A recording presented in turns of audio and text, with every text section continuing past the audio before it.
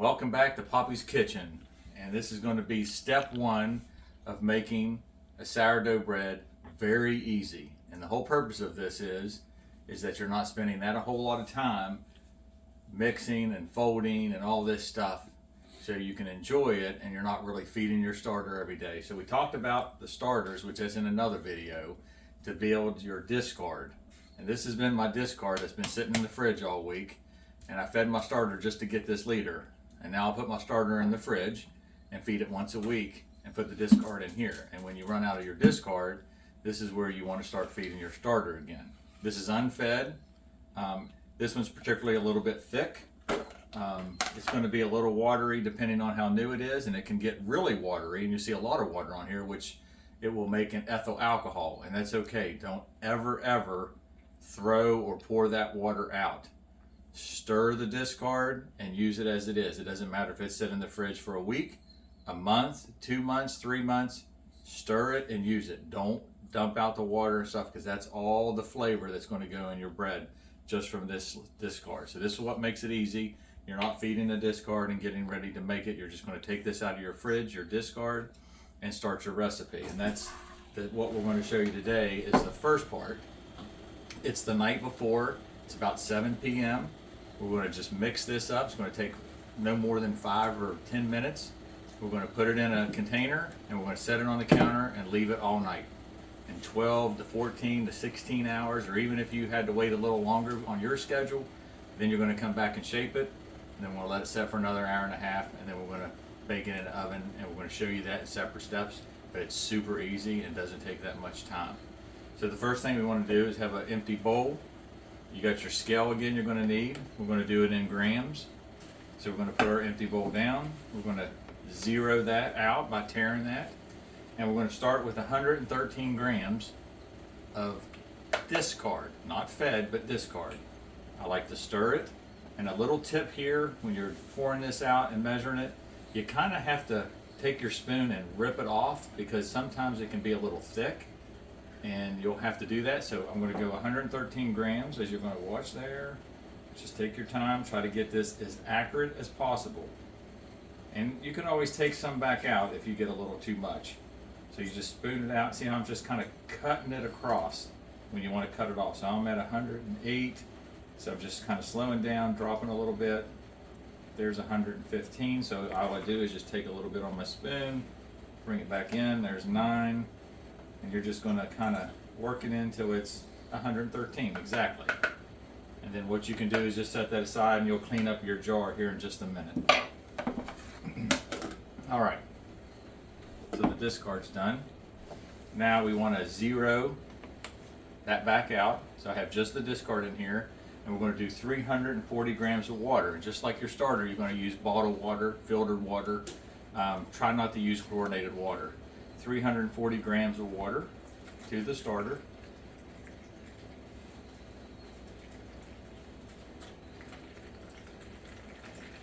And I have another bottle here because I'm going to run out of that one.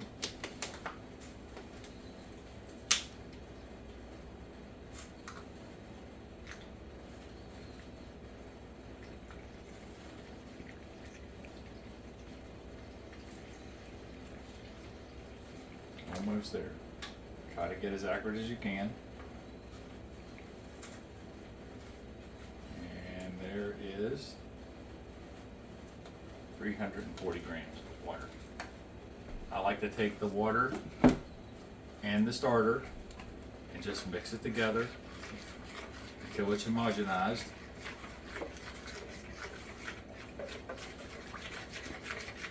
And this water is room temperature too. Now the discard is cold, right out of the fridge. You don't have to do anything, just take your discard out of the fridge, and I just use room temperature bottled water. And then once I get that mixed together, I'm going to put it back on the scale. And then I'm going to tear it again and zero it. And I'm going to put 567 grams of bread flour. I like to use King Arthur's bread flour. Remember, we used King Arthur's all-purpose flour when we were doing feeding our starter. I like to use bread flour when we're making a hard sourdough loaf like this. It makes it a little bit more chewier and the way you want it to be when it comes out. 567 grams of bread flour. You can just pour it in as you watch it. This makes it easy. This is the most accurate way to cook.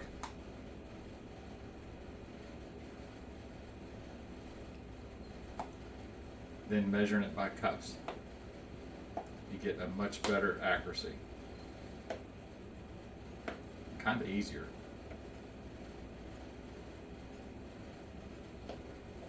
I'm looking for 567.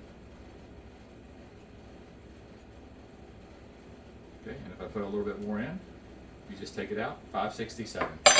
All right, and lastly, salt. I'm going to tare it, put the scale again to 0, and put 20 grams of just Morton's kosher salt, coarse kosher salt. 20 grams.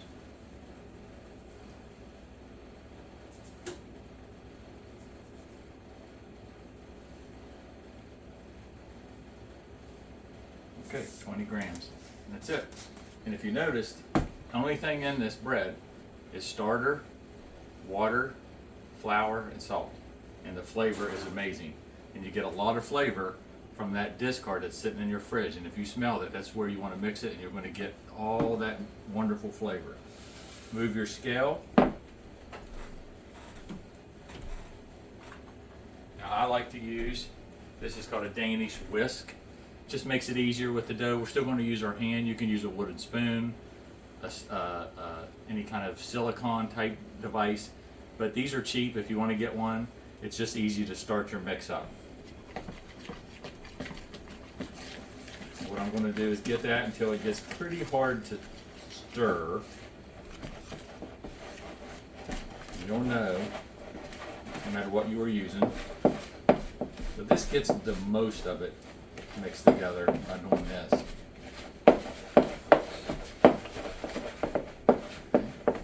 And it's going to start looking shaggy. Okay, look shaggy like that. And then when it gets kind of tough, like the dew, and you can see that whisk is kind of cool because most of it will fall off quickly. Just get your hand in there now and just push and fold. And it's going to be a little sticky, but if you move fast or some flour, what we're wanting to do is just make sure that all this incorporated, all the flour is homogeneous with all the water. And we don't want any flour sitting in there. And again, we probably haven't even been working on this 5 minutes. So you can see I'm just kind of folding it, punching it, turning it. Just want to get all that mixed together, pushing it down to make sure there's no flour pockets left in it, and everything's mixed with it. And I'm almost there. We're not really kneading. This is not a kneading bread. This is just basically mixing the bread. And this is what makes this so easy. Okay.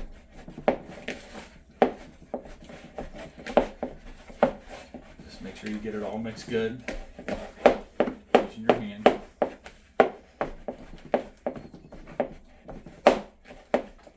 You're going to get something about like that. Okay. Now, you could take this out and oil this bowl and use that. Now I prefer, and these aren't too expensive, containers that have liters 1, 2, and 3. This will usually be about 1 liter. So when you can see it double, which will be 2 liters, then you know your dough is ready to bake. And this one can take 12, 14 hours. If your discard's older, it could take 18 hours, but typically it's going to be about 14 hours. So you want to do it the night before, wake up in the morning, 12, 14 hours later. You can do it when you get home at 6, 5, and then it's ready to shape, and you're going to give it another hour and a half, and then we're going to bake it. So what we're going to do is just spray this. That just helps it come out a little easier tomorrow.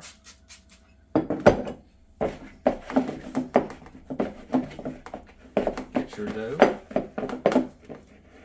Put it in the container, and I like to just kind of punch it down a little bit. Now you can see where it's at, somewhere around that 1. It's got some gap still. But tomorrow when I wake up, I'm expecting it to be 2 liters, maybe just a little higher, and that's okay. This, because it's a sleepy starter, and you're not using fed sourdough starter, this can go 16 hours, even 18 hours on your schedule. If you had to leave and come back, don't worry about it. Then we can shape it. We're going to put it in our Dutch oven, give that an hour and a half, and then it should be ready to bake at that point.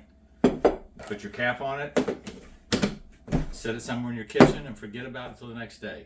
So getting your supplies out, mixing it takes 5 minutes, you're done. And that'll be step 1, and tomorrow I'll show you how quick it is to shape, and that'll be step 2. And lastly, baking is step 3. And all together, you're probably not even going to have 15 minutes in making this bread. I'll talk to you when we get to step 2.